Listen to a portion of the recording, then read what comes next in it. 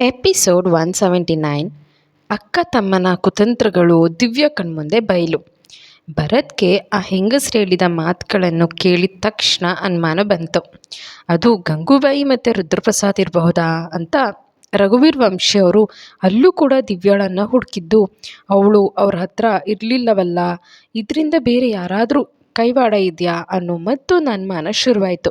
ಅದೇ ನೋವು ಹತಾಶೆಯಲ್ಲಿ ಮನೆಗೆ ಬಂದ ಭರತ್ ಮಗಳು ಕಣ್ಮರೆಯಾಗಿರೋ ನೋವು ರತ್ನಮಾಲಾ ಅವರನ್ನು ಹಾಸಿಗೆ ಹಿಡಿಯೋ ಸ್ಥಿತಿಗೆ ತಂದಿತ್ತು. ಅದ್ರ ಜೊತೆಗೆ ಅಂಬುಜಾ ಅವರ ತಿಂಗಳ ಕಾರ್ಯ ಕೂಡ ಇತ್ತು. ದಿವ್ಯಾ ಕಾಣೆಯಾದ ಗಲಿಬಿಲಿಯಲ್ಲಿ ಅದನ್ನೇ ಮರೆತಿದ್ರು. ಭರತ್ ಮನೆಗೆ ಬರ್ತಿದ್ದಂತೆ ರಘುವೀರ್ ವಂಶಿ ಅವ್ರ ಹತ್ರ ಬಂದು, ಮಾವ ಯಾಕೆ ಅರ್ಜೆಂಟಾಗಿ ಬರೋಕ್ಕೆ ಹೇಳಿದ್ರಲ್ಲ, ಯಾಕೆ ರತ್ನಮಾಲಾ ಅಮ್ಮಗೆ ಏನಾದರೂ ಅಂತ ಮಾತು ಸ್ಟಾಪ್ ಮಾಡ್ದ. ರಘುವೀರ್ ವಂಶಿ ಅವರು ಅವನೊಟ್ಟಿಗೆ ಮಾತನಾಡ್ತಾ, ನೋ ಭರತ್, ಗಾಬರಿ ಆಗಬೇಡ, ರತ್ನ ಆರಾಮಾಗಿದ್ದಾಳೆ. ಆದರೆ ಭರತ್, ನಮ್ಮ ಬಂಗಾರಿ ಸಿಕ್ಕೇ ಸಿಗ್ತಾಳೆ, ನೀನು ಧೈರ್ಯಗೆಡಬೇಡ. ಇನ್ನು 3 ದಿನಗಳಲ್ಲಿ ಅಂಬುಜಮ್ಮ ಅವರ ಕಾರ್ಯವನ್ನು ಮಾಡಬೇಕು. ನೀನು ಇದನ್ನೇ ಮರೆತರೆ ಹೇಗಪ್ಪ? ಅವ್ರನ್ನ ಹಿಂಡುಗೂಡಿಸದೆ ಅವರ ಆತ್ಮಕ್ಕೆ ಶಾಂತಿ ಸಿಗಲ್ಲ ಭರತ್. ಇಲ್ಲ ಮಾವ, ಹಾಗಾಗಬಾರ್ದು. ನಮ್ಮಮ್ಮ ನನ್ನ ಬಂಗಾರಿ ಮಡಿಲಿಗೆ ಮತ್ತೆ ಬರ್ತಾರೆ. ಬಂಗಾರಿ ನಂಗೆ ಮಾತು ಕೊಟ್ಟಿದ್ದಾಳೆ ಅಂತ. ಸರಿ ಮಾವ, ಕಾರ್ಯಕ್ಕೆಲ್ಲ ತಯಾರಿ ಮಾಡೋಣ ಅಂತ ಹೇಳಿ ಅಲ್ಲಿಂದ ಹೋದ. ಈ ಕಡೆ ದಿವ್ಯಾನ ಗಂಗೂಬಾಯಿ ಮತ್ತು ಅವಳ ತಮ್ಮ ಮನೆಗೆ ಕರೆದುಕೊಂಡು ಬಂದು, ದಿವ್ಯಾ, ಇದೇ ನೀನು ಇರಬೇಕಾಗಿರೋ ರೂಮ್, ಸ್ವಲ್ಪ ಹೊತ್ತು ರೆಸ್ಟ್ ಮಾಡು ಅಂತ ಹೇಳಿ ಅಲ್ಲಿಂದ ಹೊರಗೆ ನಡೆದ್ರು. ರಾತ್ರಿ ಆಗಿತ್ತು. ಗಂಗೂಬಾಯಿ ಅವಳಿಗೆ ಊಟ ತೊಗೊಂಡು ಬಂದು, ದಿವ್ಯಾ ತಗೊಮ್ಮ, ಊಟ ಮಾಡಿ ಟ್ಯಾಬ್ಲೆಟ್ ತೊಗೊಂಡು ರೆಸ್ಟ್ ಮಾಡುವಂತೆ ಬಾ ಅಂದು. ದಿವ್ಯಾ, ನಂಗೆ ಹಸುವಿಲ್ಲ, ನಾನು ಆಮೇಲೆ ಊಟ ಮಾಡ್ತೀನಿ, ನೀವು ಹೋಗಿ. ಗಂಗೂಬಾಯಿ, ಹಾಗೆಲ್ಲ ಊಟ ಬಿಡಬಾರ್ದು ಕಣಮ್ಮ, ನೀನು ನಮ್ಮ ಮನೇಲಿರೋ ಅಷ್ಟು ದಿನ ಚೆನ್ನಾಗಿರಬೇಕು ಅಂತ ಅಂದ್ಲು. ಅವ್ರ ಕೇರಿಂಗ್ ನೋಡಿ ಸಿಂಪಲ್ ಸ್ಮೈಲ್ ಕೊಟ್ಟು ಸರಿ ಅಂತ ತಲೆ ಆಡಿಸಿ ಊಟ ಮಾಡಿದ್ಲು. ದಿವ್ಯಾ ಗಂಗೂಬಾಯಿ ಹೇಳಿದ್ದೆಲ್ಲ ಕೇಳ್ತಿರೋದು ನೋಡಿ ಅವಳಿಗೆ ತನ್ನ ಅರ್ಧ ಪ್ಲ್ಯಾನ್ ಸಕ್ಸಸ್ ಆದ ಹಾಗೆ ಅನ್ನಿಸ್ತು. ಇನ್ನೂ ಅರ್ಧ ಕೆಲಸ ಅಂದ್ಕೊಂಡು ಹಾಗೆ ಆಗೋದ್ರಲ್ಲಿ ಆಶ್ಚರ್ಯವೇ ಇರಲಿಲ್ಲ. ಅವಳು ತಲೆ ಸಾವ್ರಿ, ಸರಿ ತಗೋ, ಈ ಟ್ಯಾಬ್ಲೆಟ್ ನುಂಗಿ ಮಲ್ಕೋ ಅಂತ ಹೇಳ್ತಾ ಟ್ಯಾಬ್ಲೆಟ್ ಕೊಟ್ಟು ನೀರು ಕೊಟ್ಟು ಅವಳು ಟ್ಯಾಬ್ಲೆಟ್ ನುಂಗಿದ ಮೇಲೆಯೇ ರೂಮಿಂದ ಹೊರಗೆ ಹೋದ್ಲು.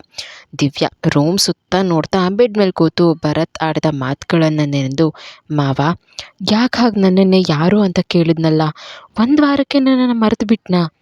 ಅದಕ್ಕೆ ನನ್ನ ಹುಡುಕೋ ಪ್ರಯತ್ನ ಮಾಡಲಿಲ್ವಾ? ಆದರೆ ಅಪ್ಪ ಅಮ್ಮ ಕೂಡ ನನ್ನ ಮರೆತು ಬಿಟ್ರಾ? ಏನಾಗಿದೆ ಇವ್ರಿಗೆ? ಹಾಗಾದರೆ ನಾನು ಬೇಡವಾ? ಮಾವ, ನಿನಗೆ ಅಷ್ಟು ರೂಡಾಗಿ ಬಿಹೇವ್ ಮಾಡೋ ಅಂಥದ್ದು ನಾನು ಏನು ತಪ್ಪು ಮಾಡಿದೆ ಮಾವ ಅಂತ ಅಳ್ತಾ ಚಿಂತೆಯಲ್ಲಿ ಕಾಲ ಕಳೀತಿದ್ಲು. ಅವಳು ಅಲ್ಲಿಗೆ ಬಂದು ಅದಾಗಲೇ 1 ದಿನ ರಾತ್ರಿ ಉರುಳಿ ಬೆಳಕಾಗಿತ್ತು.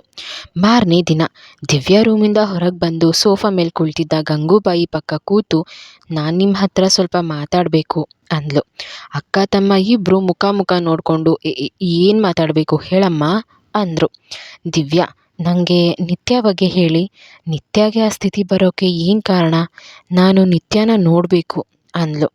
ಅಕ್ಕ ತಮ್ಮ ಇಬ್ಬರು ಮುಖ ನೋಡಿಕೊಂಡು ರುದ್ರಪ್ರಸಾದ್ ತನ್ನ ಫೋನ್ನಲ್ಲಿದ್ದ ಸತ್ಯ ಫೋಟೋ ತೋರಿಸಿ, ಇವಳೇ ನಿತ್ಯ ಕಣಮ್ಮ ಅಂತ ತೋರಿಸ್ದ. ದಿವ್ಯಾ ಆ ಫೋಟೋ ನೋಡಿ ಸೋ ಇನ್ನೋಸೆಂಟ್ ಅಂದ್ಕೊಂಡ್ಳು. ಆದರೆ ಅವಳಿಗೆ ನಿತ್ಯನ ಡೈರೆಕ್ಟಾಗಿ ನೋಡಬೇಕು ಅನ್ನಿಸ್ತು. ನಿತ್ಯ ಕೋಮಾ ಸ್ಟೇಜ್ನಲ್ಲಿದ್ದಾಳೆ ಅಂತ ಹೇಳಿದ್ರಿ ಅಲ್ವಾ, ಅವಳು ಎಲ್ಲಿದ್ದಾಳೆ? ನಾನು ಅವಳನ್ನು ನೋಡಬೇಕು ಅಂದ್ಲು. ಅವರಿಬ್ಬರು ಫುಲ್ ಶಾಕ್. ಸತ್ತೋಗಿರೋಳನ್ನ ಎಲ್ಲಿಂದ ತೋರಿಸೋಣ ಅಂದ್ಕೊಂಡು, ದಿವ್ಯಾ ಅವಳೀಗ ಚೆನ್ನೈನಲ್ಲಿದ್ದಾಳೆ ಕಣಮ್ಮ, ಅವಳಿಗೆ ಟ್ರೀಟ್ಮೆಂಟ್ ಕೊಡಿಸೋಕೆ ಅಲ್ಲಿಗೆ ಶಿಫ್ಟ್ ಮಾಡಿದ್ದೀನಿ, ಅದಕ್ಕೆ ನಿನ್ನ ಸಹಾಯ ಕೇಳ್ತಾ ಇರೋದು. ಅವಳು ಹುಷಾರಾಗಿ ಬರೋ ಅಷ್ಟರಲ್ಲಿ ಅವಳ ಶತ್ರುಗಳು ಅವಳ ಆಸ್ತಿಯನ್ನು ಆಕ್ರಮಣ ಮಾಡೋಕ್ಕೆ ಮುಂಚೆ ಒಂದು ಸೆಕ್ಯೂರಿಟಿ ಇರಬೇಕಲ್ವಾ, ಅದಕ್ಕೆ ನಿನ್ನಿಂದ ನಿತ್ಯ ಆಗಿರೋ ಅಂದಿದ್ದು. ಎಲ್ಲರ ಕಣ್ಣಿಗೂ ನೀನೇ ನಿತ್ಯ, ಅವಳು ಬಂದ ಮೇಲೆ ನಿನ್ನ ಮನೆಗೆ ಹೋಗಬಹುದು. ನಿತ್ಯ ನಿನ್ನ ಉಪಕಾರನ ಯಾವತ್ತೂ ಮರೆಯಲ್ಲ ಅಂದರು. ದಿವ್ಯಾ ಸರಿ ಅಂತ ಹೇಳಿ ರೂಮ್ಗೆ ಹೋದ್ಲು. ದಿವ್ಯಾಳನ್ನು ಹ್ಯಾಂಡಲ್ ಮಾಡೋದು ಅವ್ರಿಗೆ ಹೆಜ್ಜೆಗೂ ಕಷ್ಟ ಆಗ್ತಿತ್ತು. MLA ಗಂಗೂಬಾಯಿಗೆ ಒಂದು ಪ್ಲ್ಯಾನ್ ಹೇಳಿದ್ದ.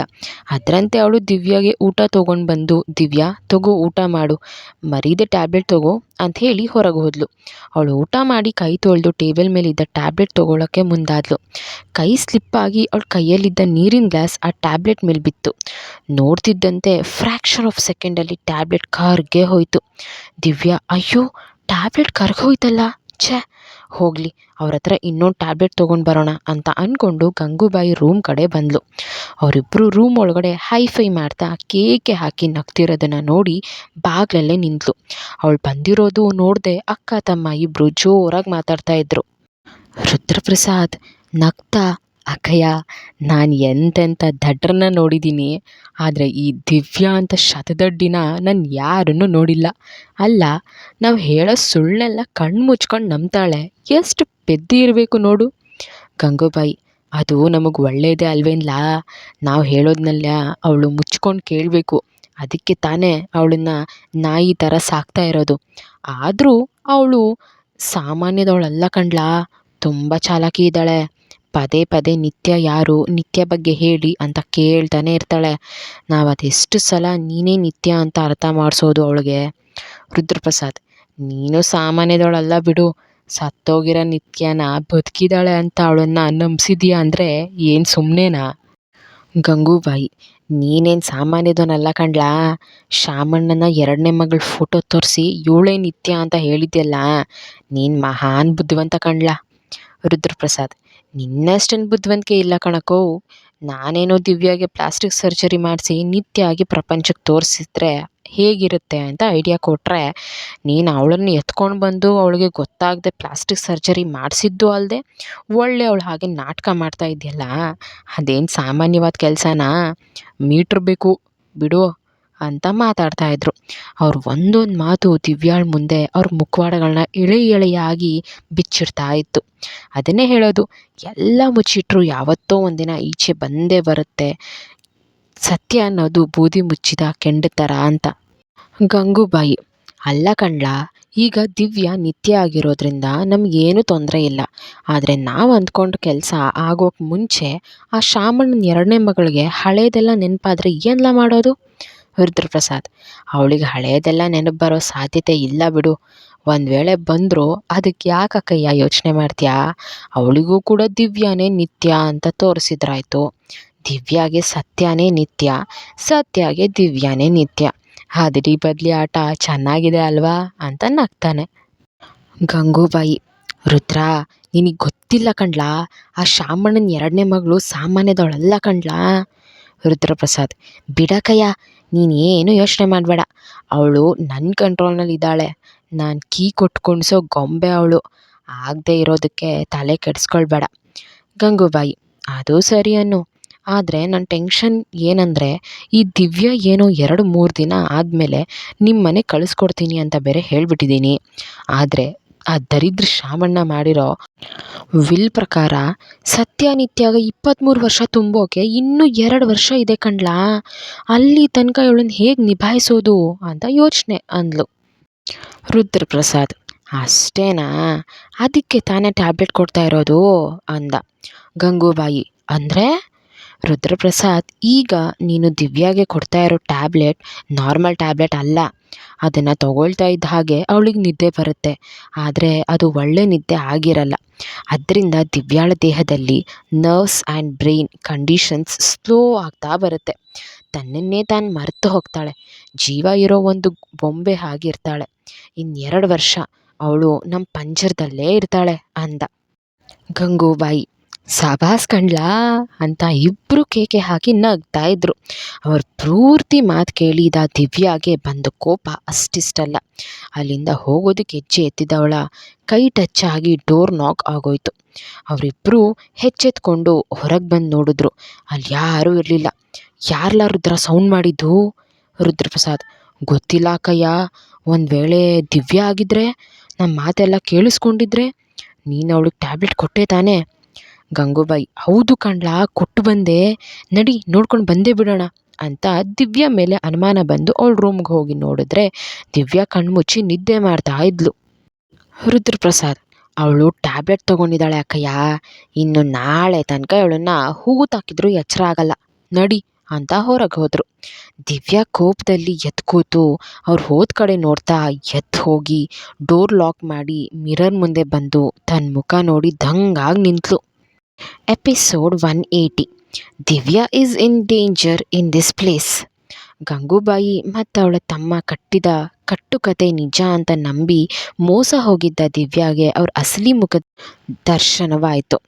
ಅವಳ ಮೇಲೆ ಅನುಮಾನ ಬಂದು ರೂಮಿಗೆ ಬಂದು ಅವಳು ಮಲಗಿರೋದನ್ನು ನೋಡಿ ಅವಳು ಗಾಢವಾದ ನಿದ್ದೆಗೆ ಜಾರಿದಾಳೆ ಅಂದ್ಕೊಂಡು ಅಲ್ಲಿಂದ ಅವರು ಹೋದ್ಮೇಲೆ ಕೋಪದಲ್ಲಿ ಎದ್ದು ಕೂತು ಅವ್ರು ಹೋದ ಕಡೆ ನೋಡ್ತಾ ಎದ್ದು ಹೋಗಿ ಡೋರ್ ಲಾಕ್ ಮಾಡಿ ಬಂದು ಮಿರರ್ ಮುಂದೆ ನಿಂತು ತನ್ನ ಮುಖ ನೋಡಿ ರುದ್ರಪ್ರಸಾದ್ ಫೋನ್ನಲ್ಲಿ ತೋರಿಸ್ತಾ ನಿತ್ಯಾಳ ಮುಖನ ತನ್ನ ಮುಂದೆ ಇರುವ ಮಿರರ್ನಲ್ಲಿ ನೋಡಿ ಶಾಕ್ ಆಯಿತು. ಅವ್ರು ಆಡಿದ ಒಂದೊಂದು ಮಾತುಗಳು ಅವಳ ಕಣ್ಮುಂದೆ ಸಾಲು ಸಾಲಾಗಿ ಬರ್ತಾ ಇತ್ತು. ಅಂದರೆ ಅಂದರೆ ನಿತ್ಯ ಕನಕಾಂಬರಿ ಎಸ್ಟೇಟ್ ಓನರ್ ಶಾಮಣ್ಣ ಅವ್ರ ಮಗಳು. ಶಾಮಣ್ಣ ಅವ್ರ ಎರಡನೇ ಮಗಳು ಸತ್ಯ ಬದುಕಿದ್ದಾಳೆ ಅಂದರೆ ಅವರಿಬ್ಬರಿಗೂ ಅವಳಿ ಚವಳಿನಾ? ಸತ್ಯಾಗೆ ಏನೂ ನೆನಪಿಲ್ಲ ಅಂತ ನನ್ನ ನಿತ್ಯ ಅಂತ ತೋರಿಸಿ ಅವ್ರ ಪ್ರಾಪರ್ಟೀಸ್ನ ಹೊಡೆಯೋಕೆ ಪ್ಲ್ಯಾನ್ ಮಾಡ್ತಾ ಇರೋದು ನೀವೇನಾ? ಭರತ್ ಅವಳನ್ನ ನೋಡಿ ಗುರುತು ಪರಿಚಯ ಇಲ್ದವ್ರ ಹಾಗೆ ಯಾಕೆ ನಡ್ಕೊಂಡ ಅನ್ನೋ ಅವಳ ಪ್ರಶ್ನೆಗೆ ಅವಳ ಮುಂದೆ ಇರುವ ಕನ್ನಡಿ ನಗ್ತಾ ಉತ್ತರಿಸ್ತು. ಕೋಪದಲ್ಲಿ ನೋ ಅಂತ ಕೂಗ್ತಾ ತನ್ನ ಕೈಯಿಂದ ಕನ್ನಡಿಗೆ ಗುದ್ದಿದ್ಲು. ಗ್ಲಾಸ್ ಎಲ್ಲ ಒಡೆದು ಗ್ಲಾಸ್ ಪೀಸ್ ಚುಚ್ಚಿ ಕೈಯಿಂದ ರಕ್ತ ಸುರಿಯೋದಕ್ಕೆ ಆರಂಭಿಸ್ತು. ಅಯ್ಯೋ ಪಾಪಿಗಳ, ನಿಮ್ಮ ಸ್ವಾರ್ಥಕ್ಕೆ ಒಂದು ಕುಟುಂಬನ ಹಾಳು ಮಾಡಿದ್ದು ಅಲ್ಲದೆ ನನ್ನ ರೂಪದ ಜೊತೆ ನನ್ನ ಅಸ್ತಿತ್ವನ್ನೇ ಕಿತ್ಕೊಂಡ್ರಲ್ಲೋ. ನನ್ನ ಮಾವನಿಂದ ನಮ್ಮ ಅಪ್ಪ ಅಮ್ಮನಿಂದ ದೂರ ಮಾಡಿ ತುಂಬ ಒಳ್ಳೆಯವರು ಅನ್ನೋ ಹಾಗೆ ನಾಟಕ ಮಾಡಿಬಿಟ್ರಲ್ಲ. ಸತ್ಯ ತಿಳ್ಕೊಳ್ದೆ ನಿನಗೆ ಅನ್ಯಾಯವಾಗಿ ಈ ಪಾಪಿಗಳ ಜೊತೆ ಸೇರಿ ಮೋಸ ಮಾಡಿಬಿಡ್ತಾ ಇದ್ನಲ್ಲ ನಿತ್ಯ. ನನ್ನ ಒಳ್ಳೆತನನ ಮಿಸ್ಯೂಸ್ ಮಾಡಿಕೊಂಡು ನಂಬಿಕೆ ದ್ರೋಹ ಮಾಡಿರೋ ಇವರನ್ನು ಮಾತ್ರ ಸುಮ್ಮನೆ ಬಿಡಲ್ಲ ನಾನು ಅಂದ್ಕೊಂಡು ಕಣ್ಣೀರು ಒರೆಸ್ಕೊಂಡು, ನಂಗೆ ಮಾತ್ರ ಅಲ್ಲ ನಿನ್ನ ಫ್ಯಾಮಿಲಿಗಾದ ಅನ್ಯಾಯಕ್ಕೆಲ್ಲ ಬಡ್ಡಿ ಸಮೇತ ರಿವೆಂಜ್ ತೊಗೊಳ್ಳಿಲ್ಲ. ನನ್ನ ಹೆಸರು ದಿವ್ಯಾನೇ ಅಲ್ಲ. ನಿನ್ನ ಮುಖ ಇಟ್ಕೊಂಡು ಅವ್ರು ಯಾವ ಆಟ ಆರಂಭ ಮಾಡಿದಾರೋ ಅದೇ ಮುಖ ಇಟ್ಕೊಂಡು ಅವ್ರ ಆಟಕ್ಕೆ ನಾನು ಫುಲ್ ಸ್ಟಾಪ್ ಇಡ್ತೀನಿ. ಸತ್ತೋಗಿರೋ ನಿನ್ನ ಹೆಸರನ್ನು ಇಷ್ಟು ಮಿಸ್ಯೂಸ್ ಮಾಡ್ಕೊಳ್ತಾ ಇರೋ ಇವರಿಗೆ ತಕ್ಕ ಪಾಠ ಕಲಿಸಿ ನಿನ್ನ ತಂಗಿ ಸತ್ಯಾಗೆ ಅವಳ ಪ್ರಾಪರ್ಟೀಸ್ ಸಿಗೋ ಹಾಗೆ ನಾನು ಮಾಡ್ತೀನಿ ನಿತ್ಯ. ನಿನಗೆ ಆಗ್ತಿರೋ ಅನ್ಯಾಯನ ತಡಿಬೇಕು ಅಂತಾನೆ ನಾನು ಬಂದೆ. ಅದು ಯಾರಿಂದ ಅಂತ ಈಗ ಸ್ಪಷ್ಟವಾಗಿ ಗೊತ್ತಾಗಿದೆ. ಅವ್ರಿಗೆ ಒಂದು ಗತಿ ಕಾಣಿಸ್ದೆ ಇಲ್ಲಿಂದ ಹೋಗೋದಿಲ್ಲ ನಾನು ಅಂತ ದೃಢ ನಿರ್ಧಾರ ಮಾಡಿದ್ಲು. ಇನ್ನೊಂದು ಕಡೆ ಭರತ್ ಮಾವ ಮತ್ತು ಅಪ್ಪ ಅಮ್ಮಂಗೆ ನಾನೇ ದಿವ್ಯಾ, ಈ ಪಾಪಿಗಳು ನನ್ನ ಮುಖನ ಬದಲಿಸ್ಬಿಟ್ಟಿದ್ದಾರೆ ಅಂತ ಹೇಗೆ ಹೇಳಿದರೆ ಅವರು ನನ್ನ ನಂಬ್ತಾರಾ? ಮಾವನ ಹಾಗೆ ಅಪ್ಪ ಅಮ್ಮನೂ ಗುರ್ತು ಹಿಡಿದಿಲ್ಲ ಅಂದರೆ ನಾನು ಏನು ಮಾಡಲಿ ದೇವ್ರೆ? ನನ್ನ ಪರಿಸ್ಥಿತಿನ ಅಪ್ಪ ಅಮ್ಮ ಮಾವಂಗೆ ಹೇಳೋಕೆ ನನಗೊಂದು ಅವಕಾಶ ಮಾಡಿಕೊಡಪ್ಪ ಅಂತ ಥಿಂಕ್ ಮಾಡ್ತಿದ್ದವಳಿಗೆ ನಾಳೆ ಅಂಬುಜಮ್ಮ ಅವರ ಕಾರ್ಯ ಇರೋದು ನೆನಪಾಯಿತು. ಪಾಪ ನನ್ನ ಮಾವ ಅಂಬುಜಮ್ಮ ಹೋದ್ಮೇಲೆ ತುಂಬ ಡಿಸ್ಟರ್ಬ್ ಆಗಿದ್ರು. ಈಗ ನಾನು ಅವ್ರ ಜೊತೆ ಇಲ್ಲ, ಅವ್ರ ಸ್ಥಿತಿ ಹೇಗಿದೆಯೋ ಏನೋ ಅಂದ್ಕೊಂಡು ಒಂದು ಪ್ಲ್ಯಾನ್ ಮಾಡಿ ಹಾಗೇ ನಿದ್ದೆ ಮಾಡಿದ್ಲು. ಮಾರನೇ ದಿನ ಬೇಕು ಅಂತಲೇ ಎಚ್ಚರ ಇದ್ದರೂ ಹಾಗೆ ಮಲಗಿದ್ಲು. ಗಂಗೂಬಾಯಿ ಕಾಫಿ ಹಿಡಿದು ಅವಳ ರೂಮಿಗೆ ಬಂದು, ದಿವ್ಯಾ ಎದ್ದೇಳಮ್ಮ, ಕಾಫಿ ಕುಡಿ ಅಂದ್ಲು. ದಿವ್ಯಾ ಮನಸ್ಸಲ್ಲಿ ಎಂಥ ನಾಟಕ ಆಡ್ತಿದ್ಯಾ ಮನೆ ಹಾಳಿ, ನಿನ್ನೆ ರಾತ್ರಿ ನಿಮ್ಮ ನಾಟಕ ಎಲ್ಲ ಬಯಲಾಗೋಯ್ತು, ಇನ್ನೇನಿದ್ರು ಆ ನಾಟಕಕ್ಕೆ ತೆರೆ ಬೀಳೋದಷ್ಟೇ ಬಾಕಿ ಅಂದ್ಕೊಂಡು ಆಗ ತಾನೇ ಎಚ್ಚರ ಆದ ಹಾಗೆ ಕಣ್ಬಿಟ್ಟು ನೋಡಿ ಎದ್ದು ಕೂತ್ಲು. ತಗೋಮ ಕಾಫಿ ಅಂದ್ಲು. ದಿವ್ಯಾ ಮನಸ್ಸಲ್ಲಿ ಇದ್ರಲ್ಲಿ ಅದೇನು ಹಾಕಿ ತಂದಿದ್ದಾಳೋ ಅಂದ್ಕೊಂಡು, ನಂಗೆ ಕಾಫಿ ಬೇಡ, ನಾನು ಸ್ನಾನ ಮಾಡಿ ಬರ್ತೀನಿ, ನಿತ್ಯಕ್ಕೆ ಸಂಬಂಧಪಟ್ಟ ಪ್ರಾಪರ್ಟೀಸ್ ನೋಡಬೇಕು, ನಾನು ತಿಂಡಿ ಮಾಡಿ ಹೊರಡೋಣ, ರೆಡಿಯಾಗಿರಿ ಹೋಗೋಣ ಅಂದ್ಲು. ಗಂಗೂಬಾಯಿ ಅವಳನ್ನು ನೋಡಿ, ಅಯ್ಯೋ ಅದೆಲ್ಲ ಈಗ ಯಾಕಮ್ಮ ದಿವ್ಯಾ? ಯಾಕೆ ಅಂದರೆ ಇನ್ನೆರಡು ದಿನಗಳಲ್ಲಿ ಎಲ್ಲ ಮುಗ್ದೋಗುತ್ತೆ ಅಂದ್ರಿ, ಈಗ ಆಲ್ರೆಡಿ 2 ದಿನ ಆಗೋಯ್ತು. ನಿತ್ಯಾಗೆ ನ್ಯಾಯ ಸಿಗಬೇಕು, ಪ್ರಾಪರ್ಟೀಸ್ ಅವಳನ್ನು ಬಿಟ್ಟು ಬೇರೆ ಯಾರಿಗೂ ಸಿಗಬಾರ್ದು ಅಂದರೆ ಅವಳಿಗೆ ಸಂಬಂಧಪಟ್ಟ ಪ್ರತಿಯೊಂದು ವಿಚಾರನೂ ನನಗೆ ಗೊತ್ತಾಗಬೇಕು, ಅದಕ್ಕೆ ಹೋಗೋಣ ಅಂತ ಹೇಳಿ ಸ್ನಾನಕ್ಕೆ ಹೋದ್ಲು. ಅವಳು ರೆಡಿಯಾಗಿ ಬರುವಷ್ಟರಲ್ಲಿ ಗಂಗೂಬಾಯಿ ರುದ್ರಪ್ರಸಾದ್ಗೆ ದಿವ್ಯಾ ಹೇಳಿದ್ದನ್ನು ಹೇಳಿದ್ಲು. ರುದ್ರಪ್ರಸಾದ್ ಕೂಡ ಅವಳನ್ನು ಕನಕಾಂಬರಿ ಎಸ್ಟೇಟ್ಗೆ ಕರ್ಕೊಂಡು ಹೋಗಿ ತೋರಿಸೋಣ ಬಿಡು, ನಿತ್ಯಾಗೆ ಸಂಬಂಧಪಟ್ಟ ಪ್ರಾಪರ್ಟೀಸ್ನ ನೋಡಬೇಕು ಅಂತ ಆಸೆ ಪಡ್ತಿದ್ದಾಳೆ, ಅದರಿಂದ ಇವಳಿಗೆ ಏನು ಲಾಭ ಇಲ್ಲ, ಕೊನೆ ಆಸೆ ಅಂತ ಅದನ್ನು ನೆರವೇರಿಸ್ಬಿಡೋಣ ಬಿಡು ಅಂತ ಹೇಳ್ದ. ಗಂಗೂಬಾಯಿ, ಯಾರ ಮುಂದೇನೂ ಇಲ್ಲಿ ತನಕ ಯಾರ ಮಾತನ್ನು ಕೇಳದೆ ಇರೋ ನಾನು ಇವಳು ಹೇಳಿದ್ದನ್ನೆಲ್ಲ ಕೇಳ್ತಾ ಇದ್ದೀನಿ ಕಣ್ಲಾ. ಒಂದು ಸಲ ಇವಳೇ ಶಾಮಣ್ಣನ ಮೊದಲನೇ ಮಗಳು ನಿತ್ಯ ಅಂತ ಎಲ್ಲರೂ ನಂಬಿ ಅವಳ ಪ್ರಾಪರ್ಟಿ ಎಲ್ಲ ನನ್ನ ವಶ ಆಗಲಿ, ಆಗ ಇವಳನ್ನ ಹೆಂಗೆ ಬುಗುರಿ ಕುಣಿಸ್ತೀನಿ ನೋಡ್ತಾ ಇರು. ಇವಳಪ್ಪ ರಘುವೀರ್ ವಂಶಿ ಇವಳಿಗೋಸ್ಕರ ಮಾಡಿರೋ ಆಸ್ತಿಯನ್ನು ಹೊಡೆಯೋದು ಅಲ್ಲದೆ ಇವಳನ್ನ ನನ್ನ ಕಸುಬಿಗೆ ಹಾಕಿ ಬದುಕಿರೋ ತನಕ ಚಿತ್ರಹಿಂಸೆ ಕೊಡಲಿಲ್ಲ ನಮ್ಮಪ್ಪನ ಮಗಳೇ ಅಲ್ಲ ಕಣ್ಲ ಅಂತ ದೊಡ್ಡ ಕಣ್ಣು ಮಾಡಿ ಹಲ್ ಮಸೀತಾ ಇದ್ಲು. ಅವ್ರ ಮಾತನ್ನೆಲ್ಲ ಮರೆಯಲ್ಲಿ ನಿಂತು ಕೇಳಿದೆ ದಿವ್ಯಾ, ಓಹೋ ನಮ್ಮಪ್ಪನ ಆಸ್ತಿ ಕೂಡ ಬೇಕಾ ನಿನಗೆ? ನಿನ್ನ ಕಸುಬಿಗೆ ಹಾಕ್ಕೊಂತ್ಯಾ? ಬುಗ್ರಿ ಥರ ಯಾರು ಸುತ್ತಿಸ್ತಾರೆ ಅಂತ ನೀನೇ ನೋಡುವೆ ಇರು. ಈ ದಿವ್ಯಾ ಇನ್ನೊಂದು ಮುಖಾನ ತೋರಿಸ್ತೀನಿ ನಿನಗೆ ಅಂದ್ಕೊಂಡು ಅವ್ರ ಹತ್ರ ಬಂದು ಹೊರಡೋಣವಾ ಅಂದ್ಲು. ರುದ್ರಪ್ರಸಾದ್ ಸರಿ ಕಣಮ್ಮ ಹೋಗೋಣ ಅಂತ ಹೊರಟರು. ದಿವ್ಯಾ ವ್ಯಂಗ್ಯವಾಗಿ ನಗ್ತಾ ಅವ್ರ ಹಿಂದೆ ನಡೆದ್ಲು. ಅವರು ಇಂಡೈರೆಕ್ಟಾಗಿ ಕನಕಾಂಬರಿ ಎಸ್ಟೇಟ್ಗೆ ಹೋಗೋ ಪ್ಲ್ಯಾನ್ ಮಾಡಿದ್ಲು. ಕಾರಣ ಇವತ್ತು ಅಂಬುಜಾ ಅವರ ಕಾರ್ಯ ಇದ್ದಿದ್ದರಿಂದ ಅವ್ರ ಅಂತ್ಯ ಸಂಸ್ಕಾರ ಮಾಡಿದ ಸ್ಥಳಕ್ಕೆ ಭರತ್ ಬಂದೇ ಬರ್ತಾನೆ ಅಂತ ಗೊತ್ತಿತ್ತು. ಅಲ್ಲಿಗೆ ಹೋಗೋಕೆ ಇವ್ರು ಬಿಡೋದಿಲ್ಲ ಅನ್ನೋದು ಕೂಡ ಚೆನ್ನಾಗಿ ಗೊತ್ತಿತ್ತು. ಕನಕಾಂಬರಿ ಎಸ್ಟೇಟ್ಗೆ ಹೋಗೋಕೆ ಅಂಬುಜಾ ಅವರನ್ನು ಅಂತ್ಯ ಸಂಸ್ಕಾರ ಮಾಡಿದ ಮಾರ್ಗವಾಗಿಯೇ ಹೋಗಬೇಕಿತ್ತು.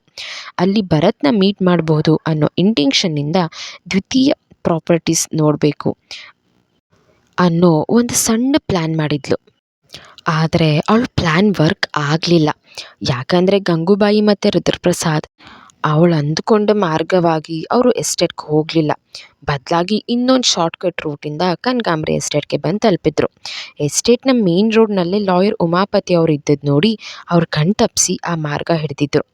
ದಿವ್ಯಾಗೆ ಸ್ವಲ್ಪ ಟೆನ್ಷನ್ ಆಯಿತು. ಅಯ್ಯೋ ನಾನೇನೋ ಪ್ಲ್ಯಾನ್ ಮಾಡಿಕೊಂಡ್ರೆ ಉಲ್ಟಾ ಹೊಡೆದ್ಬಿಡ್ತಲ್ಲ, ಈಗ ನನ್ನ ಮಾವನ್ನ ಹೇಗೆ ಮೀಟ್ ಮಾಡೋದು, ಅವರಿಗೆಲ್ಲ ಸತ್ಯ ಹೇಗೆ ಹೇಳೋದು ಅಂದ್ಕೊಳ್ತಾ ಇದ್ಲು. ಅವರಿಬ್ಬರು ಅವಳು ಹೇಳ್ದಂತೆ ಕನಕಾಂಬರಿ ನಿವಾಸ ಬಿಟ್ಟು ಮಿಕ್ಕೆಲ್ಲವನ್ನು ತೋರಿಸ್ಕೊಂಡು ಅಲ್ಲಿಂದ ವಾಪಸ್ ಹೊರಡುವಾಗ ಅಂಬುಜಾ ಅವ್ರ ಸಮಾಧಿ ಬಳಿ ಪಿಂಡ ತರ್ಪಣ ಮಾಡಿ ವಾಪಸ್ ಮನೆಗೆ ನಡೆದುಕೊಂಡು ಹೋಗ್ತಾ ಇದ್ದ ಭರತ್ ಮತ್ತು ರಘುವೀರ್ ವಂಶಿ ಅವರನ್ನು ನೋಡಿದ್ಲು. ಅಯ್ಯೋ ಮಾವ, ನನ್ನ ಕಣ್ಮುಂದೆ ಇದ್ದರೂ ಅವ್ರ ಜೊತೆ ಮಾತಾಡೋಕ್ಕಾಗ್ತಾ ಇಲ್ವಲ್ಲ, ಏನು ಮಾಡಲಿ ಅಂತ ಥಿಂಕ್ ಮಾಡ್ತಾ ಇದ್ದ ಅವಳಿಗೆ ಒಂದು ಐಡಿಯಾ ಬಂತು. ಮುಂದೆ ಕೂತಿದ್ದ ರುದ್ರಪ್ರಸಾದ್ ಮತ್ತು ಗಂಗೂಬಾಯಿನ ನೋಡಿದ್ಲು. ಅವ್ರವ್ರ ಲೋಕದಲ್ಲಿ ಮುಳುಗಿ ಕೂತಿದ್ರು. ತನ್ನ ಕಡೆ ಅವ್ರ ಗಮನ ಇಲ್ಲ ಅಂತ ತಿಳಿದು ಕಾರ್ ಡೋರ್ಗೆ ತಾನೇ ಬೇಕು ಅಂತ ತನ್ನ ಆಲ್ರೆಡಿ ಗಾಯವಾದ ಕೈನ ಸಿಕ್ಕಿಸ್ಕೊಂಡು ಮತ್ತೆ ಗಾಯ ಮಾಡಿಕೊಂಡ್ಳು. ಆ ನೋವಿಗೆ ಕಣ್ಣೀರು ಧಾರಾಕಾರವಾಗಿ ಸುರಿತಿದ್ರು. ಹಲ್ಲು ಕಚ್ಚಿ ಕೂತಿದ್ಲು. ತನ್ನ ಹತ್ರ ಇದ್ದ ಹ್ಯಾಂಡ್ ಕರ್ಚೀಫ್ ತೊಗೊಂಡು ತನ್ನ ಕೈಯಲ್ಲಿ ಬರ್ತಾ ಇದ್ದ ರಕ್ತದಲ್ಲೇ Divya is in danger in this place, you please come today at night ಅಂತ ಬರೆದು ಗಂಗೂಬಾಯಿ ಅವಳನ್ನು ಇಟ್ಟಿದ್ದ ಮನೆಯ ಅಡ್ರೆಸ್ ಬರೆದ್ಲು. ಹೋಗ್ತಿರುವ ಕಾರಲ್ಲೇ ಸುಮ್ಮನೆ ಕೂತಿರುವವಳ ಹಾಗೆ ಆ ಕರ್ಚೀಫ್ನ ಭರತ್ ಕಡೆ ತೂರಿದ್ಲು. ಅದು ಹಾರ್ಕೊಂಡು ಹೋಗಿ ಭರತ್ನ ಮುಖಕ್ಕೆ ಬಿತ್ತು. ಭರತ್ ಅದನ್ನು ಕೈಯಲ್ಲಿ ಹಿಡಿದು ನೋಡಿ ಶಾಕ್ ಆದ. ಅದು ಬಂದ ಕಡೆ ನೋಡಿದ್ರೆ ಕಾರ್ ಮೂವ್ ಆಗಿತ್ತು. ಆದರೆ ದಿವ್ಯಾ ಅದು ಅವನ ಕೈಗೆ ತಲುಪ್ತಾ ಅಂತ ವಿಂಡೋಯಿಂದ ಆಚೆ ನೋಡ್ತಾ ಇದ್ಲು. ಭರತ್ ಅವಳನ್ನು ನೋಡಿ ಇವಳು ಅವತ್ತು ಮಾವ ಅಂತ ಹಗ್ ಮಾಡ್ಕೊಂಡವಳು, ಇವಳಿಗೆ ನನ್ನ ಬಂಗಾರಿ ಹೇಗೆ ಗೊತ್ತು, ಯಾರು ಇವಳು ಅಂತ ನೋಡಿ ಆ ಕರ್ಚೀಫ್ನಲ್ಲಿದ್ದ ಅಡ್ರೆಸ್ ನೋಡಿ ಅಲ್ಲಿಂದ ಮನೆ ಕಡೆ ಹೊರಟ. ಭರತ್ ಕೈಗೆ ತಾನು ಕೊಟ್ಟ ಅಡ್ರೆಸ್ ತಲುಪ್ತು ಅನ್ನೋ ಸಮಾಧಾನ ಒಂದು ಕಡೆ ಆದರೆ ಅವನದನ್ನು ನೋಡಿ ಬರ್ತಾನಾ ಇಲ್ವಾ ಅನ್ನೋ ಅನುಮಾನ ಇಟ್ಕೊಂಡೇ ಮನೆಗೆ ಬಂದಳು. ಗಂಗೂಬಾಯಿ, ನಿತ್ಯ ನೀನು ಹೋಗಿ ರೆಸ್ಟ್ ಮಾಡು, ನಾನು ಆಮೇಲೆ ನಿನಗೆ ಊಟ ಟ್ಯಾಬ್ಲೆಟ್ ತಂದು ಕೊಡ್ತೀನಿ ಅಂದ್ಲು. ದಿವ್ಯಾ, ಇಲ್ಲ ಇವತ್ತು ನಾನು ನಿಮ್ಮ ಜೊತೆಲೇ ಕುತ್ಕೊಂಡು ಊಟ ಮಾಡ್ತೀನಿ ಅಂದ್ಲು. ಗಂಗೂಬಾಯಿ ಆಶ್ಚರ್ಯದಲ್ಲಿ, ಯಾಕಮ್ಮ ನಮ್ಮ ಜೊತೆ ಯಾಕೆ ಅಂತ ತೊದಲ್ತಾ ಕೇಳಿದ್ಲು. ದಿವ್ಯಾ, ಯಾಕೆ ಗಾಬರಿ ಆಗ್ತಾಯಿದ್ದೀರಾ, ನಂಗೆ ಒಬ್ಳಿಗೆ ಊಟ ಮಾಡಿ ಅಭ್ಯಾಸ ಇಲ್ಲ, ಅದು ಅಲ್ಲದೆ ನೀವು ನನ್ನ ಅಷ್ಟು ಚೆನ್ನಾಗಿ ನೋಡ್ಕೊಳ್ತಾ ಇದ್ದೀರಾ, ನಿಮ್ಮ ಮನೆ ಮಗಳು ಅಂತೀರಾ, ಅಂಥದ್ರಲ್ಲಿ ನಿಮ್ಮ ಜೊತೆ ಕೂತು ಊಟ ಮಾಡಿದ್ರೆ ಬೇಡ ಅನಿಸುತ್ತಾ? ಗಂಗೂಬಾಯಿ, ಅಯ್ಯೋ ಹಾಗೇನಿಲ್ಲ ಕಣಮ್ಮ, ಸರಿ ಆಮೇಲೆ ಕರಿತೀನಿ, ನಮ್ಮ ಜೊತೆ ಊಟ ಮಾಡುವಿಯಂತೆ ಅಂತ ಹೇಳಿ ಹೋದ್ಲು. ದಿವ್ಯಾ ವ್ಯಂಗ್ಯವಾಗಿ ನಗ್ತಾ, ಊಟ ಚೆನ್ನಾಗಿ ಮಾಡಿಸ್ತೀನಿ ನೋಡ್ತಾ ಇರು ಅಂದ್ಕೊಂಡು ತನ್ನ ಕೈಗಾದ ಗಾಯ ನೋಡಿಕೊಂಡ್ಳು. ಡಿಯರ್ ಲಿಸ್ನರ್ಸ್, ಇವತ್ತಿನ ಎಪಿಸೋಡ್ ಹೇಗಿತ್ತು? ಭರತ್ ದಿವ್ಯಾ ಕೊಟ್ಟ ಅಡ್ರೆಸ್ಗೆ ಬರ್ತಾನೆ ಅನಿಸುತ್ತಾ? ಏನು ಅನಿಸುತ್ತೆ ಅದನ್ನು ನೀವು ಕಮೆಂಟ್ ಮಾಡಿ ತಿಳಿಸಿ. ನೆಕ್ಸ್ಟ್ ಎಪಿಸೋಡಲ್ಲಿ ನಾನು ಅವ್ನು ಬರ್ತಾನಾ ಇಲ್ವಾ ಅನ್ನೋದನ್ನು ರಿವೀಲ್ ಮಾಡ್ತೀನಿ. ಸೊ ಇದೇ ಥರ ಇಂಟ್ರೆಸ್ಟಿಂಗ್ ವೀಡಿಯೋಸ್ಗೆ ನನ್ನ ಚಾನಲ್ನ ಸಬ್ಸ್ಕ್ರೈಬ್ ಮಾಡ್ಕೊಳ್ಳೋದನ್ನು ಮರಿಬೇಡಿ. ಇದೇ ಥರ ಇಂಟ್ರೆಸ್ಟಿಂಗ್ ಕಥೆಗಳನ್ನ ನಿಮ್ಮ ಮುಂದೆ ತರ್ತಾನೆ ಇರ್ತೀನಿ. Love you all, bye.